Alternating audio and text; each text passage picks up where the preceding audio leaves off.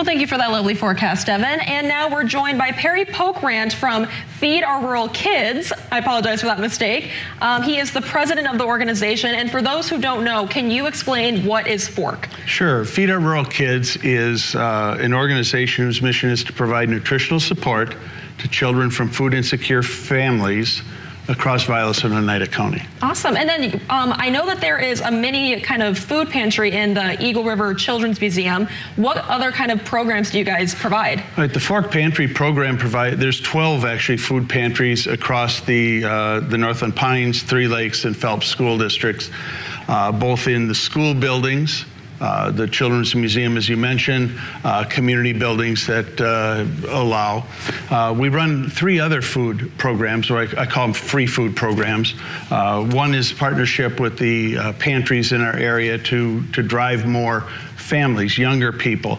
Pantries do a great job attracting older folks. They do a terrible job in general getting families in for various reasons. And then we have our emergency support program called Fork Now. When things turn south in a household, you know, the kind of things that happen to families, we provide nutritional support for a month until they can get into other programs. And then our program, which we started with, Fork Cares, when the backpack programs are done in vacation times, like summer vacation right now, we provide nutritional support during to supplement where the backpacks are no longer there. And how many backpacks are we talking about here? It sounds like it's usually a lot every year, right? Well, it is. It depends on the school district. It depends on economic circumstances. Those numbers go up, they go down. Currently, they're up a little bit. But you're talking generally about 100 between the 3 school districts specifically that we provide free food for. You're talking about 150 kids. Wow. Yeah, it's a lot of kids. Yeah, and food insecurity is a really big thing in the Northwoods.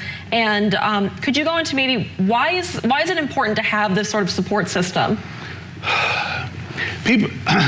There's a general assumption that if a family is food insecure that they have done something wrong. But the reality is not a political statement, but the system's stacked against many of the people that we serve. In fact, a vast majority of the people that we serve, parents are working 2, sometimes 3 jobs trying to make things meet.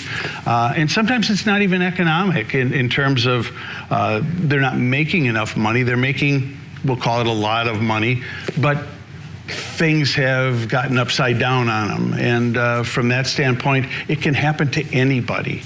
Sure. Those unforeseen circumstances that get thrown at them that you never foresee, maybe a health emergency or something breaks on them, or well, yeah, a transmission goes out on your car. Yeah. People don't have, from a recent survey, which was a couple years back, they said the average American family didn't have enough money to fix the washer. Wow. It was like $400 or something like that. Or maybe a house fire or something like that. Those kind of big things. And so Fork was created to fill in the gaps between the programs that the government provides, our great local food pantries provide, some of the programs our churches provide, but they were not all encompassing. So we looked to find where there was a need, an additional need, and that's why we look to raise money. We do it every August with our Cash for Kids program, and additionally to the food programs, we support in partnership with Vilas and Oneida County Social Services,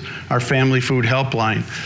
When we designed it, we were originally going to do it just for families with kids, but it wasn't that much more work to do it for everybody.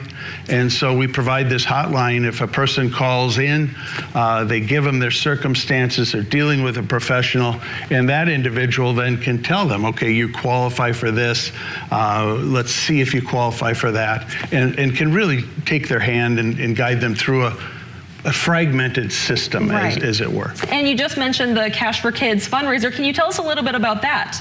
Sure. Well, anytime you, as a nonprofit, you do it, excuse me, you do anything, it costs money. And feeding kids costs money, period.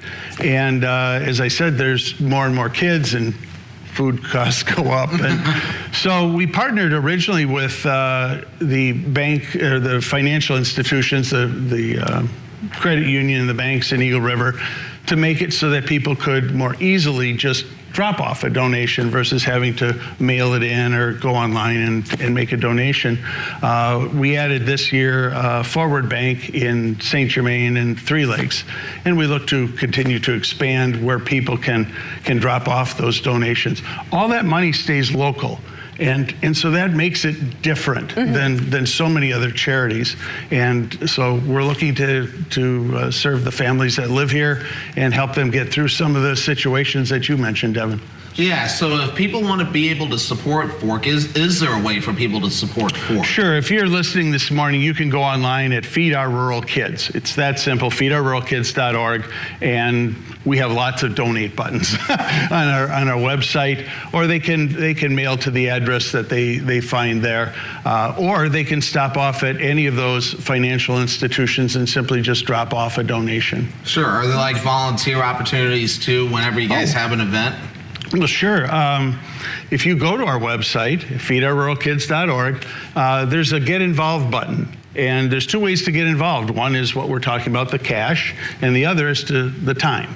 So both are equally valuable to a nonprofit organization. Awesome. Well, this is amazing. And the fundraiser is, I think I saw all month long. Right, it goes all through August. But you can donate at any time, really. This doesn't stop in August. No, we do accept donations whenever you're in the mood to give them. But specifically, we targeted this month.